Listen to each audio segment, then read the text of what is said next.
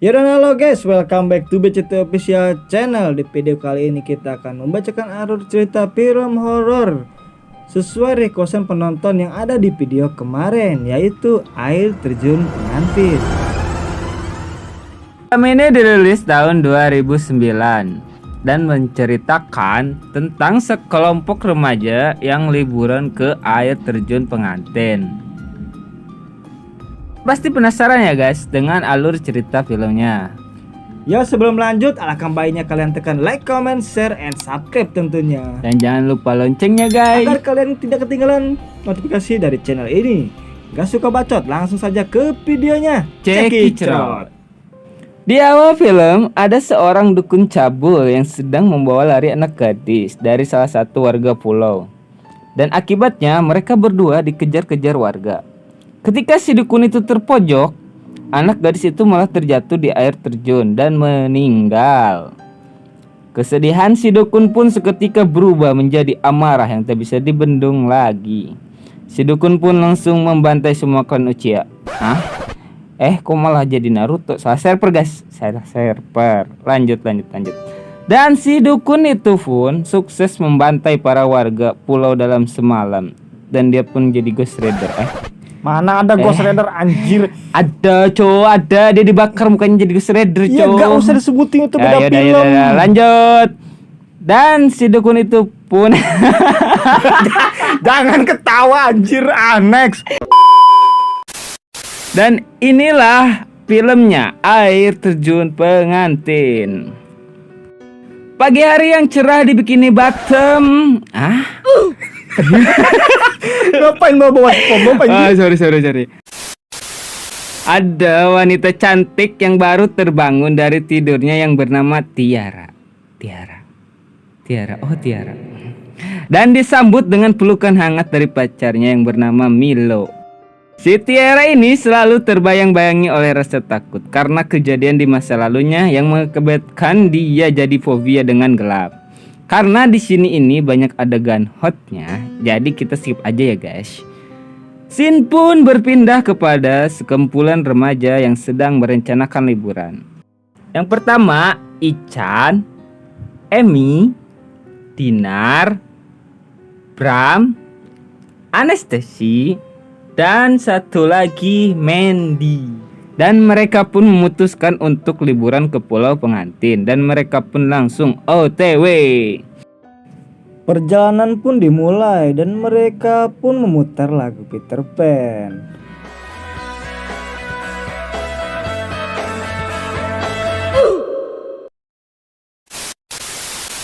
Beberapa jam kemudian mereka sampai di pulau dan mereka pun langsung bersenang-senang di pinggir pantai. Dengan indahnya pantai plus ditambah lagi dengan cewek-cewek cantik yang memakai bikini. Seksinya coy. Ternyata abang ini requestannya ya. Scene pun berpindah kepada kapten kapal yang sedang duduk santai sambil menghitung uang yang ditemani sebotol es campur. Tiba-tiba dia didatangi oleh seorang misterius. Tak disangka-sangka kapten kapal itu langsung dibunuh di tempat. Setelah seharian bersenang-senang, mereka pun bergegas untuk ke lokasi di mana air terjun pengantin itu berada. Karena si Dinar agak sedikit gak enak badan, dia pun lebih memilih balik ke kapal dan yang lain melanjutkan perjalanannya. Ketika di perjalanan, si Emi melihat sosok misterius yang melintas, namun yang lainnya menghiraukannya. Lanjut ke si Dinar yang sudah sampai di kapal. Dia penasaran dengan lemari yang terbuka. Betapa kagetnya dia, ternyata di situ ada mayat kapten kapal yang mati mengenaskan. Sontak si Dinar pun langsung panik. Tiba-tiba sosok misterius itu muncul di belakangnya si Dinar dan langsung menghajar si Dinar dengan kail besinya. Tanpa basa-basi lagi, dia langsung menebas tangannya si Dinar. Perjalanan panjang mereka pun tak sia-sia. Sampailah mereka di air terjun pengantin itu. Balik lagi ke si Dinar yang dibawa ke tempat orang misterius itu. Alah, susah nyebutnya, mari kita sebut aja si Petruk. Lanjut. Alasan si Petruk itu membawa si Dinar adalah untuk melakukan ritual agar dia kebal. Karena bisikan-bisikan dari kakek Sugiono. Kok kakek Sugiono? Dia pun langsung menyiksa si Dinar dan diminum darahnya tanpa belas kasihan. Si Dinar pun dibunuh. Ekspresi puas terlihat pada mereka berdua. Siapa berdua anjir? Mereka tuh sama-sama anjir. Bukan tanpa alasan mereka datang ke air terjun pengantin itu. Dikarenakan katanya air terjun pengantin itu dapat mengabulkan permintaan dari setiap pasangan yang datang ke tempat itu. Di sela-sela mereka lagi main air, si Emi melihat lagi sosok si Petruk yang mengintai dari atas pohon. Namun malah dihiraukan lagi sama teman-temannya. Dan si Mandy melihat sebuah bangunan tua dan bergegas mengajak mereka semua ke sana. Sesampainya di sana, ternyata bangunan tadi itu adalah bekas pabrik pengalengan ikan yang sudah lama tak aktif lagi. Lalu mereka pun nge-review pabrik itu. Setelah di dalam, ciwi-ciwi merasa ingin mandi dan menemukan shower air yang masih bisa dipakai.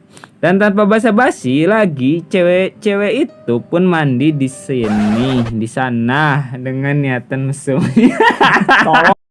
Dan tanpa basa-basa lagi. Dan tanpa basa-basa lagi.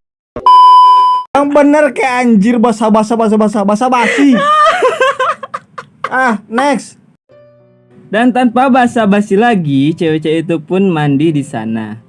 Dengan niatan mesumnya, si Ican malah mengintip mereka. Karena HP-nya bunyi, si Ican pun ketahuan dan kabur. Singkatnya, cewek-cewek udah pada selesai, namun Anastasi masih ingin membersihkan rambutnya dan mandi di sana. Karena si Tiara dan si Milo sudah sampai di kapal duluan, si Mandy dan si Emi pun menyusul juga dan menyisakan si Ican, Bram dan Anastasi. Di saat Anastasi lagi membersihkan rambutnya, tiba-tiba si Bram datang dan mengagetkan Anastasi. Asal kalian tahu ya guys ya, mereka berdua ini pengantin baru loh. Karena tak tahan lagi menahan hasrat yang menggebu-gebu, mereka pun langsung beradu jigong. Beberapa saat kemudian, setelah selesai, mereka berdua berniat lanjut untuk balik ke kapal lagi. Tak disangka-sangka, setelah Anastasi membalikkan badan, lehernya pun langsung ditebas sama si Petruk. Tak luput juga si Bram pun jadi incaran serangan tunggal dari tombak moskopnya si Petruk. Mereka semua yang sampai duluan di kapal pun mulai menyadari ada sesuatu yang janggal akan teman-temannya yang tak kunjung datang. Kita di sini melihat si Ican yang masuk ke pabrik dan melihat banyak darah yang bertaburan di mana-mana. Si Ican pun lekas mengikuti jejak darah tersebut. Dan sesampainya si Ican di sebuah gubuk, betapa kagetnya si Ican melihat teman-temannya sudah mati dan sekarat oleh si Petruk. Dengan terbata-bata si Ican menjelaskan semua tragedi yang dilihatnya. Si Ican di sini terlihat sangat trauma dengan apa yang dilihatnya itu, bahwa teman-temannya telah dibantai. Mereka pun langsung OTW dan memastikan apa yang diceritakan si Ican itu benar. Matahari pun sebentar lagi akan terbenam. Nah, kalian sudah tahu sendiri kan ya, kalau si Tiara ini fobia akan gelap. Yang sudah pasti si Tiara lebih memilih untuk menunggunya di kapal. Malam pun tiba. Di saat yang lainnya berangkat ke tempat pembantaian teman-temannya, di sini kita lihat cuman ada si Tiara di kapal dan mencoba melakukan panggilan darurat sambil berkata, "Mayday, Mayday, help me, tulung, tulung." Seketika Gak biasa aja, gak usah gitu anjir. lanjut. Seketika si Tiara terdiam dan mendengar ada seseorang yang mendekat ke kapalnya. Pandangan si Tiara pun tertuju ke lemari kapal yang mencurigakan. Setelah dicek, selamat, Anda kena prank. Oke, lanjut. Ternyata tidak ada apa-apa. Akan tetapi muncullah sosok si Petruk di hadapannya si Tiara. Dan muncul lagi bisikan-bisikan dari kakek Sugiono yang berbunyi, "Dia cocok untuk jadikan calon pengantinmu," kepada si Petruk. Sontak Si Tiara pun ketakutan hingga terjadinya main fisik antara mereka berdua dan akhirnya si Tiara berhasil melarikan diri. Singkat cerita, sesampainya mereka di tempat tragedi itu, betapa sedihnya mereka melihat teman-temannya itu benar-benar telah dibantai. Dan si Milo langsung teringat dengan pacarnya si Tiara karena khawatir. Dia pun langsung OTW lagi ke kapal, disusul dengan yang lainnya. Di tengah perjalanan, si Milo terkena jebakan si Petro. Secara sadis, dia pun membunuh si Milo di depan teman-temannya. Karena kesal dengan kekuatan pria sejati, si Ichan pun mengeplak kepalanya si Petro. Namun tidak berefek apa-apa. Mereka pun langsung lari ketakutan. Ketika si Tiara mendengar suara teriakan, dia pun langsung mencari sumber suara itu berasal. Dan betapa terkejutnya, si Tiara melihat jasad tak bernyawa dan berlumuran darah itu adalah pacarnya. Dia pun sangat bersedia akan hal itu dan melihat bahwa si Milo ini sudah mempersiapkan cincin pertunangan mereka dan akhirnya sia-sia. Kita balik lagi ke si Ichan, Emi, dan Mandy yang malah bersembunyi di gubuk tempatnya si Petruk. Betapa sialnya lagi, HP si Ichan malah berbunyi dan otomatis langsung ketahuan sama si Petruk. Dan terjadilah baku hantam antara mereka berdua. Namun naas nasib baik tidak berpihak kepada si Ichan. Dan si Ichan pun terbunuh juga. Kini tinggal si Emi yang jadi incarannya si Petruk dan si Mandy berhasil kabur duluan. Dengan mendapatkan hoki tingkat tinggi, si Emi pun lolos juga dari incaran si Petruk. Di saat si Emi lari-larian, dia diselamatkan sama si Tiara. Dikarenakan mereka berisik, jadi ketahuanlah mereka. Setelah melumpuhkan si Emi, si Petruk pun menggetok kepalanya si Tiara dengan ranting pohon hingga si Tiara pun jatuh pingsan. Dan akhirnya si Petruk membawa si Tiara ke air terjun pengantin dan diikat di sana untuk melakukan ritual kepadanya. Setelah selesai, si Petruk pun langsung OTW untuk mengejar si Emi dan si Mandy. Dikarenakan ikatan tali kolornya si Petruk tidak begitu kuat, si Tiara pun berhasil meroskan diri dan kembali ke kapal. Kita balik lagi ke si Emi dan si Mandy yang sedang keadaan terpojok. Si Mandy lagi-lagi berhasil kabur, namun si Petruk berhasil mendapatkan si Emi. Tanpa pikir panjang, kepalanya si Emi langsung ditebas. Dengan dibekali persenjataan seadanya dan kepercayaan diri, si Tiara pun bertekad untuk membalaskan kematian teman-temannya itu. Dan terjadilah pertarungan epik antara Tiara versus Petruk. Mereka pun langsung baku hantam. Si Tiara langsung mengeluarkan senjata andalannya, yaitu busur silang senjata rahasia Sekte Tang. Ternyata di luar ekspektasi, senjatanya itu malah menembak ke bawah. Dan si Tiara pun lari ketar-ketir hingga sampai ke air terjun pengantin.